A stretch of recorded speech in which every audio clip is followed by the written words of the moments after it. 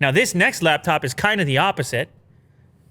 And this is a speculation, a render of an upcoming MacBook Pro. Imagine that for a refresh. You see that image? Nice. You can boot that up a little bit bigger. So we have Ming Chi is back. And he says, you know what?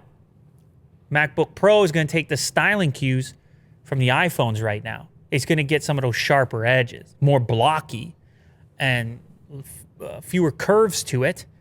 Of course, everybody wants an update to the bezel, which is still pretty fat by modern standards.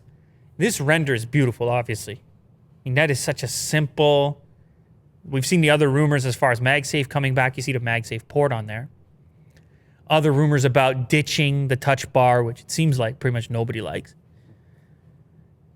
So anyways, this is his speculation that this is what we're going to see for the 2021 MacBook Pro. A flatter design. Still has rounded corners. Expected to release a 16-inch version of it. And it could be the first ARM-based MacBook to support MagSafe charging. Of course, the Pro designation also normally implies a few more cores to work with as well. Mm-hmm. But that render looks impossibly thin. I don't know if it's going to be that thin. Yeah. The other thing we're excited for, you and I will, and I know I can speak on your behalf, is the inclusion of an SD card slot.